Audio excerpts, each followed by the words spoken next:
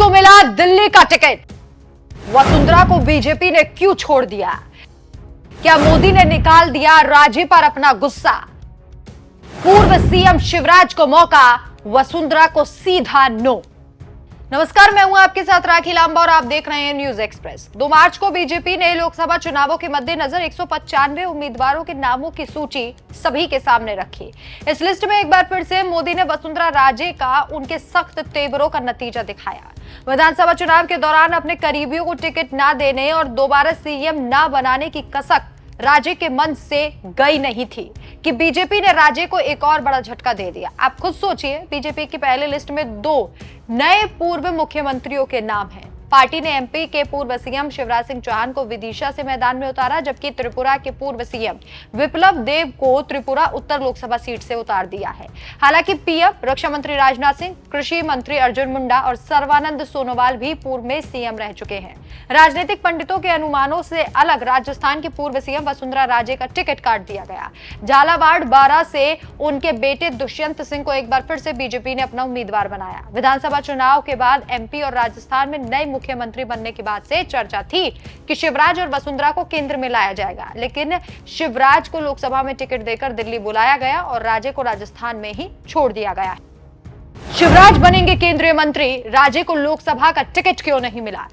दरअसल जानकारों का मानना है कि शिवराज बीजेपी की आंतरिक राजनीति और नए नियमों के हिसाब से लोकसभा के लिए एक सटीक ऑप्शन है। एक्सपर्ट का मानना है कि एमपी में सरकार और संगठन को शिवराज मुक्त और मोहन युक्त करने के लिए दिल्ली बुलाना मजबूरी है।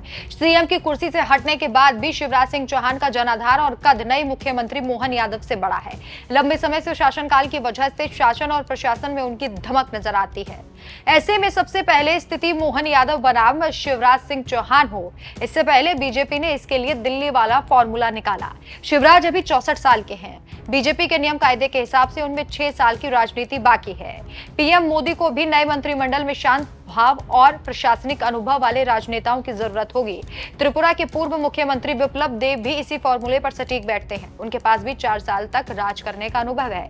इसके अलावा शिवराज और विप्लव देव के परिवार का कोई सदस्य केंद्र की राजनीति में एक्टिव नहीं है। हालांकि राजे के पास भी सीएम पद का दोहरा अनुभव है। वो 12 झालावाड़ से 4 बार की सांसद और केंद्रीय मंत्री रह चुकी है, मगर बीजेपी से उनके संबंध ठीक नहीं रहे। रिपोर्ट्स की माने तो राजे कई मौकों पर मोदी शाह के नेतृत्व के खिलाफ नाराजगी जता चुकी हैं। इसके अलावा उनकी उम्र और बेटे दुष्यंत राजे के राजनीतिक करियर ने उन्हें लोकसभा और केंद्र की राजनीति से दूर किया है। बीजेपी कई बार परिवारवाद पर हमला करती हुई नजर आती है। ऐसे में पार्टी परिवार के एक ही सदस्य को टिकट दे सकती थी, बल्कि एक ही परिवार में ये पार्टी 2 लोगों को टिकट नहीं दे सकती थी।